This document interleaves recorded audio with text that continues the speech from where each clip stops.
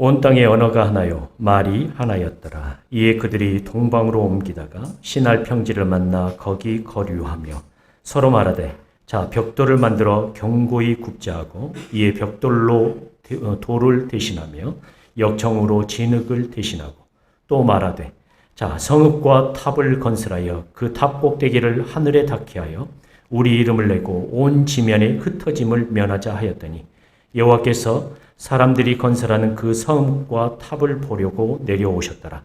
여호와께서 이르시되 이 무리가 한 족속이요 언어도 하나이므로 이같이 시작하였으니 이후로는 그 하고자 하는 일을 막을 수 없으리로다. 자, 우리가 내려가서 거기서 그들의 언어를 혼잡하게 하여 그들이 서로 알아듣지 못하게 하자 하시고 여호와께서 거기서 그들을 온 지면에 흩으셨으므로 그들이 그 도시를 건설하기를 그쳤더라. 그러므로 그 이름을 바벨이라 하니 이는 여호와께서 거기서 온 땅의 언어를 혼잡하게 하셨음이니라. 여호와께서 거기서 그들을 온 지면에 흩으셨더라. 아멘. 이 시간 김전일 목사님 나오셔서 말씀 전하시고요. 또 찬양하시고 또 축도로 마치실 텐데 말씀의 큰 은혜를 받으시길 바랍니다.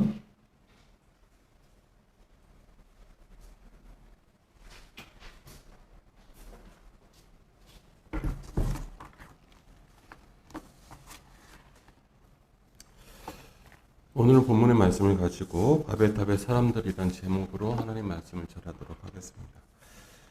원래는 한 창세기 9장부터 11장까지 좀 두루 살펴봐야 되는데 저희가 시간 관계상 본문은 바벨탑으로만 잡았고요. 지금 여러분들 가지고 계신 성경책을 한번 같이 눈으로 살펴보도록 하겠습니다. 오늘 우리가 본문 말씀으로 읽은 데는 이제 창세기 11장 그 10장을 한번 보시고 그 다음에 우리 본문 말씀 읽은데 뒤쪽을 한번 이렇게 보시면 뭐가 이렇게 되게 많이 나오고 있는 것을 볼 수가 있습니다. 뭐가 나오고 있을까요? 예, 누가 뭐 어떻게 누가 낳고 뭐 어떠지 그런 얘기도 쭉 나와 있죠.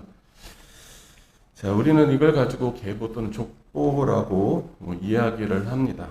이 바벨탑 사건을 기준으로 앞뒤쪽으로 새롭게 시작된 인류의 족보에 대해서 언급이 되고 있음을 우리가 성경을 통해서 확인할 수가 있습니다.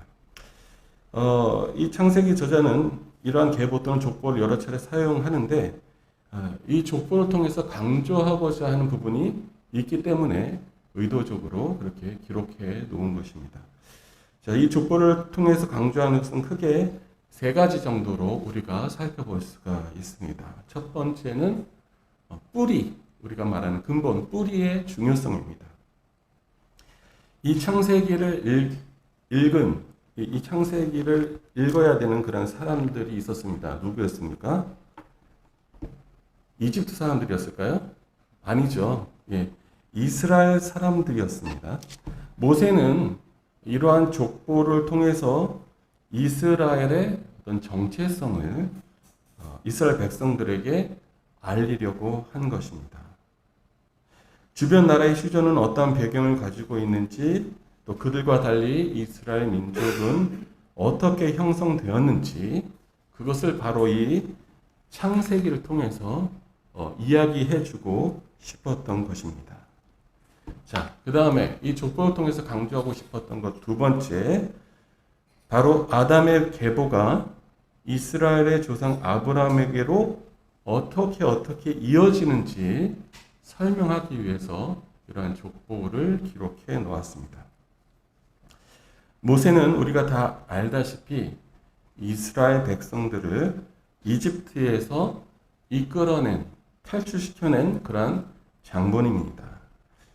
이집트를 탈출해 나와서 광야를 거쳐서 가나안에서 새로운 출발을 하고자 했던 이스라엘 백성들에게는 최초의 인류 아담에게 주어졌던 하나님의 약속이 어떻게 자신들의 조상인 아브라함에게로 이어졌는지를 아는 것이 매우 중요한 그런 문제였습니다. 그래서 족보를 이렇게 상세하게 기술해 놓았습니다. 세 번째, 이 족보를 통해서 계속되고 있는 하나님의 선택을 강조하기 위해 이러한 기록들을 남겨놨습니다. 여러분들도 성경을 읽어서 아시겠지만 아담에게는 세 무리의 자손이 있었습니다. 가인과 아벨이 있었죠. 근데 아벨은 죽었습니다. 그리고 대신 얻은 아들 셋이 있고요. 그리고 나머지가 있습니다. 그중 노아는 어느 계보를 통해서 태어났습니까? 가인 대신 얻은 아들 이 셋을 통해서 노아가 태어나게 됩니다. 셋의 후손인 노아는 새로운 인류의 조상이 됐습니다. 노아 이전의 모든 사람들이 홍수로 진멸당했기 때문입니다. 그래서 노아와 그 가족들을 통해서 새로운 신인류가 시작이 됐습니다. 자, 노아에게도 아들들이 있었습니다. 누구라고 성경이 이야기를 하고 있습니까? 셈, 함, 야벳. 뭐 이렇게 우리가 알고 있습니다. 그 중에서 하나님은 어느 아들을 택하셨습니까? 셈의 자손을 택하셨어요. 또 셈에게도 두 무리의 자손이 있었습니다. 한번 10장 25절을 볼까요? 10장 25절.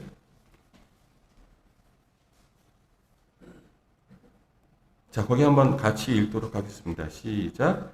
에벨은 두 아들을 낳고 하나의 이름을 벨렉이라 하였으니 그때 세상이 나뉘었으며 벨렉의 아위의 이름은 욕단이며 이렇게 쭉 나오는데요. 거기서 세상이 나뉘었다는 표현을 쓰고 있고요. 욕단이 아닌 벨렉을 성경은 주목을 하고 있는 것을 볼 수가 있습니다. 바로 이 벨렉의 5대손이 우리가 잘 아는 아브라함, 이스라엘의 선조가 등장하게 되는 겁니다. 무엇 때문에 왜 이런 계보의 흐름을 따라서 하나님의 선택이 이루어졌는지 잘 모릅니다. 아브라함의 선조들이 특별히 하나님을 잘 섬겼거나 또는 선택받을 만한 어떤 업적을 이루어내거나 하지는 않았습니다. 성경 역시 그러한 것들에 대해서 세세하게 설명해 놓지도 않고 있습니다. 그런데 한번 생각해 보십시오. 우리는 지금 여기서 하나님 앞에 예배 드리는 우리는 왜 구원받은 하나님의 백성이 됐습니까? 우리가 뭐 잘생겼기 때문에, 아름답기 때문에, 또는 뭐 다른 사람들을 휘어잡을 만한 그런 대단한 카리스마가 있기 때문에 뭐 그렇습니까? 또는 뭐 그 지식이 아주 또 뛰어나셔서 뭐 영어, 뭐 일본어, 프랑스어, 러시아 뭐 이런 거 유창하게 뭐 외국어를 구사하면서 세상 속에서 아주 유능하게 또 일하고 있는 그런 분들이시기 때문에 혹시 그렇게 됐을까요? 그거는 아니죠. 보잘것없고 뭐 특별히 예쁜 구석도 없고 뭐 뜯어보고 벗겨보면 구질구질할 수도 있는 뚜렷이 내세울 만한 그 어떤 일을 한 적도 없지만 그럼에도 내게도 그 놀라운 하나님의 은혜가 임하여서 예수 그리스도를 믿고 구원받은 자로 살아가게 된 것이거든요. 아브라함이나 그 선조들 역시 마찬가지입니다. 하나님이 인간의 행위나 성품을 근거로 택하지 않으셨습니다. 오로지 하나님의 은혜가 아브라함을 있게 했고 이스라엘 백성들을 있게 한 것입니다. 하나님의 주권적인 택하심과 은혜로 우리 모두 이 자리에 예배할 수 있는 겁니다. 이 사실을 늘 기억하시는, 이미 잘 알고 계시지만 우리가 깜빡깜빡 잊을 때가 많습니다. 그래서 이 사실을 늘 되새기고 기억하면서 감사할 수 있는 그런 저와 여러분들이 되었으면 좋겠습니다. 자, 그런데 아브라함의 이름이 나오기 직전에 어떤 사건이 등장합니까? 오늘 우리가 본문 말씀으로 읽은 바벨탑 이야기입니다. 노아의 자손들은 방주에서 나오고 나서 하나님으로부터 명령 하나를 받게 됩니다. 우리 창세기 9장 1절 한번 볼까요?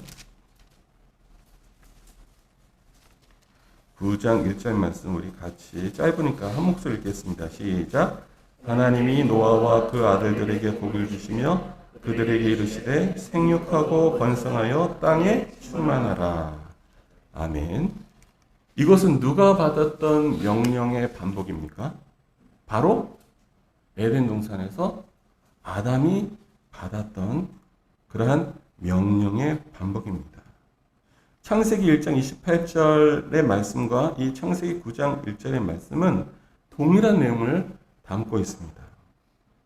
노아와 그의 가족은 방주에서 나올 때 몇 명 안 됐죠. 8명 정도에 불과했습니다.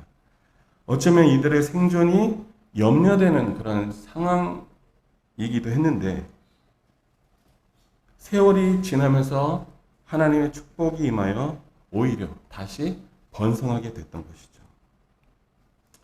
그러나 사람의 숫자가 많아지는 것이 반드시 좋은 일만은 아니었던 것 같습니다. 사람이 많아질수록 죄도 많아졌기 때문입니다. 이 유명한 바벨탑 사건 역시 하나님의 축복으로 인해 세상에서 급속도로 늘어난 인류들이 서로의 뜻을 모아서 저지른 그러한 죄였습니다. 인류가 다시 번성할 수 있도록 하신 분은 하나님이셨는데 인간은 또다시 은혜를 원수로 갚는 그런 일들을 했던 겁니다. 죄의 강도가 에덴 동산 이후 점점 이렇게 강해지고 커지고 세졌다는 것은 이미 말씀드린 적이 있습니다.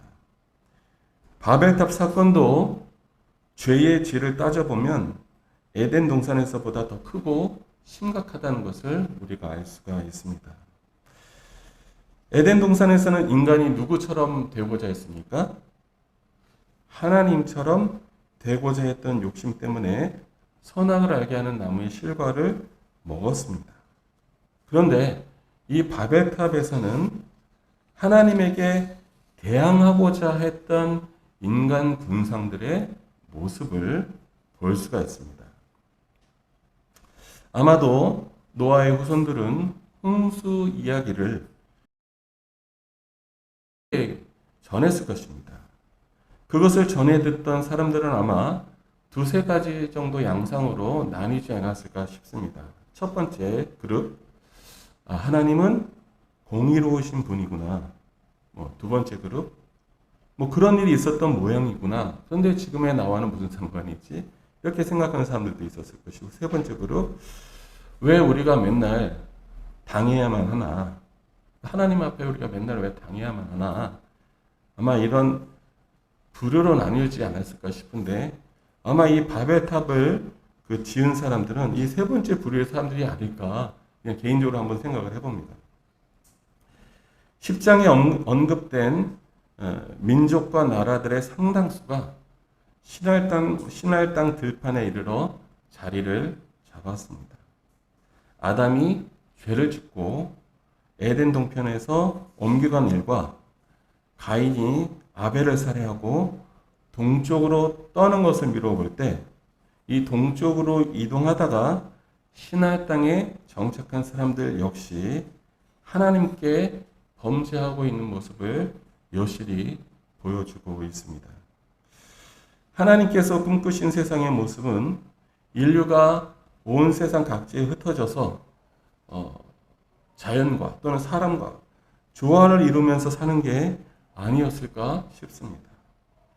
그런데 자연의 청지기로 살아가는 것이 아니라 더 이상 이동하지 않고 자리를 잡는 이러한 일들은 어쩌면 하나님의 명령이 지연되는 일이었을지도 모르겠습니다.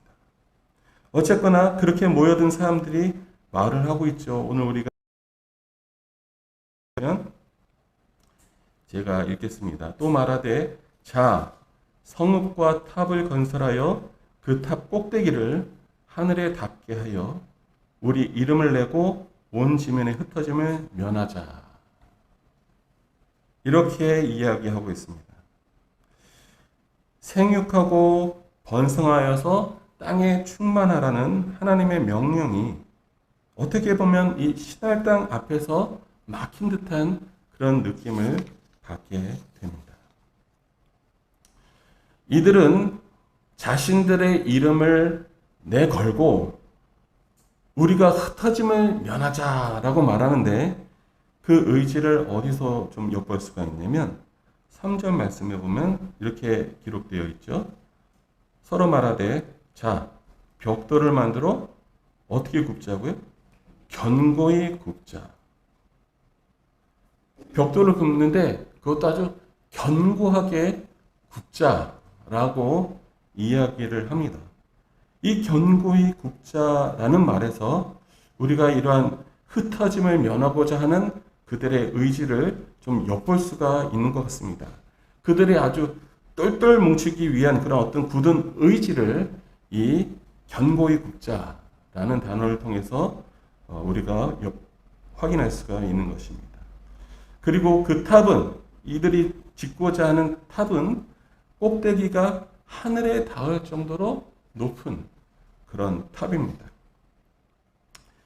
사실 그 당시 꼭대기가 하늘에 닿을 정도로 높은 탑을 만드는 게 가능했을런지 잘 모르겠습니다. 역사학자들이나 그러한 고고학자들이 이 바벨탑과 유사한 구조물이라고 일컫는 게 있습니다. 들어보셨겠지만 지구라트라는 게 있습니다. 아마 이렇게 구글이나 어디서 이제 검색을 해보시면 지구라트라고 검색하시면 그런 이미지들이 많이 뜰 거예요. 보통 이제 신전으로 활용된 것 같고요. 아주 거대한 신전 지구라트라는 게 있습니다. 그 사진을 나중에 확인해 보시기만 아시겠지만 지금 기준으로 볼 때는 그리 높지 않습니다. 제 생각에 꼭대기가 하늘에 닿을 정도로 높은 탑이 만들어지지는 않았을 겁니다. 여러분들 한번 생각해 보시기 바랍니다. 벽돌을 아무리 견고하게 굽는다 한들 롯데 월드타워를 세울 수가 있나요? 세울 수가 없는 것이죠. 다만 당시 기준으로는 어마어마하게 큰 규모의 그런 아닐까 싶고 그 탑이 갖는 의미가 더 중요한 것이죠. 그것이 바로 하늘에 닿는 탑이라는 것을 강조한 데서 볼 수가 있습니다. 그곳에 올라가 앉은 권력자들은 자신들이 마치 세상을 다 가진 것처럼 내려다보고 거들먹거릴 수가 있었던 것이겠죠. 지극히 높은 곳에 계신 하나님을 철저하게 배제하고 자신들의 기준에서 높은 탑을 쌓고 그곳이 세상에서 가장 높은 곳인 양, 그것이 마치 세상을 관할하는 통치의 중심인 양, 더 이상 높은 것은 이 세상 어디에도 존재해서는 안 된다는 듯이 자신들 스스로 정의를 내린 그 절대적 위치에서 군림하려고 했던 인간 군상들의 모습을 우리는 바벨탑을 통해서 볼 수가 있는 것입니다. 결국 하나님께서는 바벨탑으로 강림하십니다. 그리고 저들의 언어를 혼잡하게 만들었습니다. 언어가 통하지 않으니까 공사는 지연되다가 결국 중단됩니다. 사람들은 같은 언어별로 무리를 짓고 온 지면으로 흩어져 나갔죠. 어떻게 보면 일종의 해프닝입니다. 무언가 대단한 일을 할 수 있을 것처럼 사람들이 막 으쌰으쌰 했지만 결국은 용두사미로 끝나게 된 거예요. 용두사미라는 건 우리 학생들 아시겠지만 용머리에다가 뱀꼬리라는 거죠. 뭔가 되게 거창하게 시작했는데 끝은 볼품없는 것을 가리켜서 용두사미라고 얘기하지 않습니까? 한번 바벨탑을 쌓았던 그 사람들을 생각해 보시기 바랍니다. 사람들이 모여서 좋은 일들을 도모하면 그거보다 좋은 일이 어디 있겠습니까? 그런데 모여서 함께 하나님을 대항하고 하나님 앞에 죄를 짓는 것입니다. 그 죄라는 건 궁극적으로 하나님의 의도에 반대하는 그런 일들 뿐이었어요. 그 사람들은 바벨탑을 쌓는 게 당연했을지도 모르겠습니다.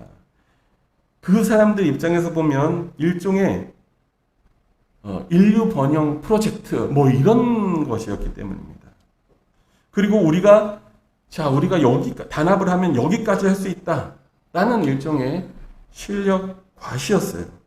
그것 자체가 그 사람들에게 있어서는 인류의 진보였습니다. 그러나 중요한 것은 그들의 계획 속에서 하나님을 찾아볼 수가 없다는 사실입니다. 하나님을 철저하게 배제시키고 하나님을 철저하게 왕따시킵니다. 그리고 자기들이 잘난 선포하는 거예요. 우리도 때로는 이 바벨탑을 쌓던 사람들과 별반 다를 게 없는 그런 때가 종종 있는 것 같습니다. 잘 되는 건 내 탓이고 뭐 잘못되는 것은 조상 탓, 뭐 이런 얘기가 우리 흔히 하잖아요. 우리도 무언가 내 생각대로 내 뜻대로 잘 되면 자기가 잘난 줄 알 때가 정말 많습니다. 인간이라는 존재가 본래 그렇습니다. 언제나 자기 중심적입니다. 우리 모두 그런 것들 벗어나기가 쉽지가 않습니다. 세상 많은 사람들이 지금도 그렇게 살아갑니다. 세상 사람들은 늘 이렇게 얘기를 해요. 자기 자신을 좀 많이 사랑하라고. 그래서 무슨 대단한 일을 하거나 고생을 하면 그 일이 끝난 뒤에 자기 자신에게 좀 상을 좀 주라고 그런 얘기 덕담마냥 합니다. 맛난 음식을 먹으러 가는 것도 상이 되고 좋은 차를 사는 것도 스스로에게 상이 된다고 합니다. 저도 뭐 그렇게 많이 해봤습니다. 이런 게 다 나쁘다고 말하는 것은 아니지만 그러한 일들을 우리가 할 때 작은 부분일지라도 어떻게 보면 내 욕심을 좀 포장하고 있는 것은 아닐까. 이런 생각들을 우리가 한 번씩 해볼 수 있으면 좋겠습니다. 아니면은 자기 욕심에다가 일종의 면죄부를 주는 것은 아닌가. 어쨌든 우리는 이미 충분히 우리 자신들을 너무 사랑해서 문제이지 자기애가 부족해서 심각한 일에 봉착하지는 않는 것 같습니다. 여러분들 혹시 지금 살아가시면서 좋은 일들 일어나고 있으십니까? 그러면 하나님을 기억하십시오. 그 좋은 일들 가운데 하나님을 기억하시기 바랍니다. 더 좋은 일들이 더 좋은 일들이 될 줄로 믿고 하나님을 기억하시기 바랍니다. 아니면 여러분들 삶 가운데 좀 어렵고 안 좋은 일이 있으십니까? 그래도 하나님을 기억하시기 바랍니다. 그 안 좋은 일, 어려운 일 가운데 하나님의 위로가 있을 줄로 믿고 하나님께서 함께 해 주실 줄로 믿습니다. 우리가 절대 해서는 안 되는 일이 있다면 우리의 삶 가운데서 하나님을 배제시켜버리는 그러한 일입니다. 하나님을 제외하고 멀리하는 일을 우리는 경계해야 합니다. 왜냐하면 그게 바로 바벨탑에서 일어난 사건의 본질이기 때문입니다. 사람들이 모여 살고 흩어짐을 면하려고 했지만 그렇다고 해서 하나님의 의도가 좌절되지는 않았습니다. 인간의 어떠한 반대도 그 어떤 노력도 하나님의 의지와 계획을 꺾을 수는 없었습니다. 말씀을 맺도록 하겠습니다. 여러분, 언제나 하나님의 계획은 선하다고 인정하시기를 바랍니다. 설령 하나님의 뜻과 의지가 우리의 계획에 반한다 할지라도 그것이 결국 우리에게 커다란 축복이 된다는 사실을 우리가 기억할 수 있다면 그 명령에 순종하면서 우리의 앞길을 개척해 나가서 하나님께서 허락하신 복을 현실화시킬 수 있는 그런 성도님들이 될 줄로 믿습니다.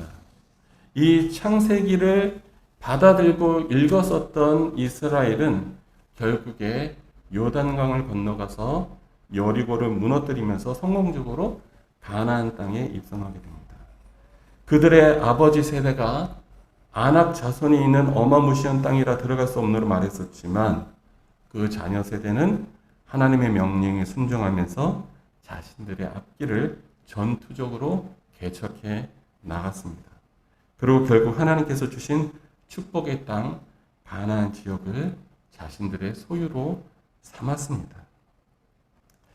우리 삶에서 하나님의 이름을 배제하고는 또 우리 삶에서 하나님의 명령을 무시하고는 어떠한 축복도 있을 수 없다는 사실을 기억하시면서 하나님의 사람으로 오늘을 살아갈 수 있는 그런 그의 몸된 교회 성도님들 되시기를 주님의 이름으로 부탁을 드립니다.